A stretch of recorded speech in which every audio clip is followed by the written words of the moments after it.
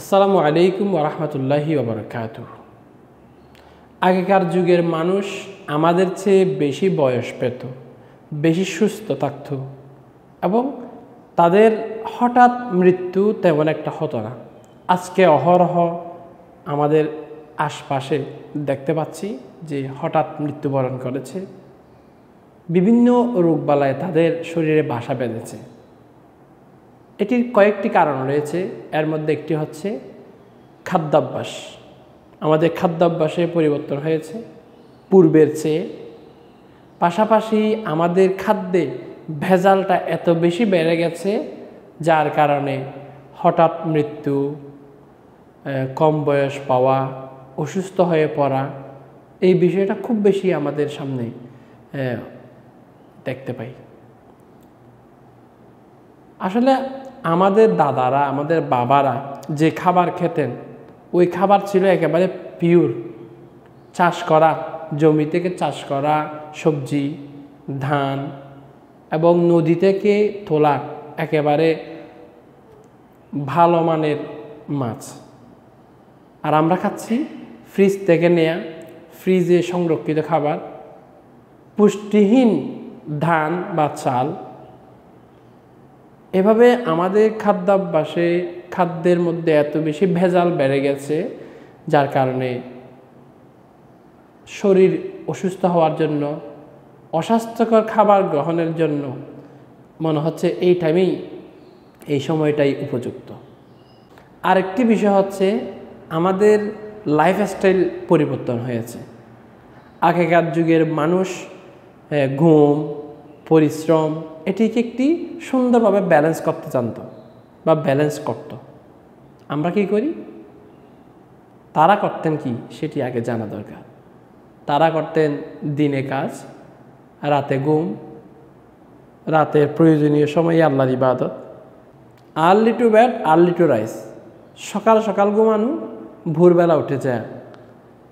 এই যে ভোরবেলায় উঠে যাওয়ার অভ্যাস, এটি কিন্তু স্বাস্থ্যের জন্য অত্যন্ত ভালো। রাত 10টার আগে রাতের খাবার গ্রহণ, প্রয়োজনীয় পর্যাপ্ত সময় ঘুমানো, সকালবেলা উঠে নামাজ পড়া, এক্সারসাইজ করা, মানে মানুষ যখন উপযুক্ত সময়ে ঘুমায়, উপযুক্ত সময়ে কাজ করে, তখন তার পুরো স্বাস্থ্যের জন্য অনেক বেশি, পুরো শরীরের জন্য, শারীরিক সুস্থতার জন্য অত্যন্ত গুরুত্বপূর্ণ। এটি চিকিৎসা বিজ্ঞান এটিই বলে। কিন্তু আমরা কি করি? রাত জেগে থাকি, ফেসবুকে সময় দিই, ইউটিউবে সময় দিই। এমন করতে করতে আমরা 2টো 3টা বা আরও বেশি হয়ে যায়। মানুষ যখন ঘুম থেকে উঠে যায়, অর্থাৎ আমাদের প্রকৃত অর্থে আমাদের যখন ঘুম থেকে ওঠা দরকার, তখন আমরা ঘুমাতে যাই।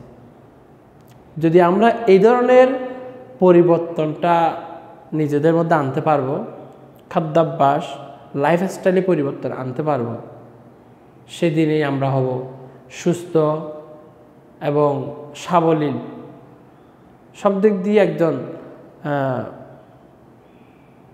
অসুস্থতা থেকে বাঁচার জন্য, সুস্থ থাকার জন্য,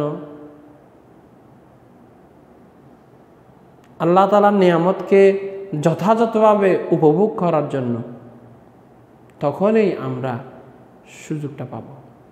যদি আমাদের লাইফস্টাইল, খাদ্যাভ্যাস, খাদ্যে ভেজাল আমাদের থেকে বিদায় নেয়।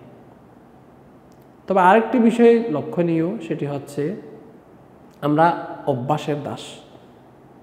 মানে আমাদের অভ্যাসের কারণে মূলত আমাদের বিভিন্ন রোগ, ব্যাধি, অসুস্থতা, শারীরিক অক্ষমতা, খাদ্যে ভেজাল, এই বিষয়গুলো সামনে চলে আসছে। খাদ্যে ভেজালটা অত্যন্ত গর্হিত এবং অত্যন্ত গুরুতর অপরাধ একটি কাজ। কারণ এই খাদ্যে ভেজাল যারা দিচ্ছে, তাদের মাধ্যমে কোটি কোটি টাকা যেমন তারা মুনাফা করতেছে, একইভাবে এই খাদ্যে ভেজালের কারণে লক্ষ কোটি গুণ মানুষ অসুস্থ হচ্ছে, অকালে মারা যাচ্ছে, শারীরিক ফিটনেস হারাচ্ছে।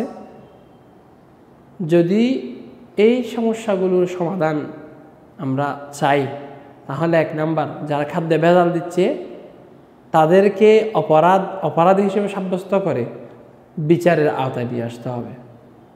সরকারিভাবে খাদ্যে ভেজাল যারা দিচ্ছে তাদের বিরুদ্ধে সাঁড়াশি অভিযান নিয়মিত পরিচালনা করতে হবে। তাহলেই বাংলাদেশ হবে একটি সমৃদ্ধ, শক্তিশালী এবং স্বাস্থ্যকর নাগরিক সমৃদ্ধ একটি দেশ, এবং আমরা থাকব সুন্দর একটি দেশে যেখানে জনশক্তি হবে জনসম্পদে পরিণত।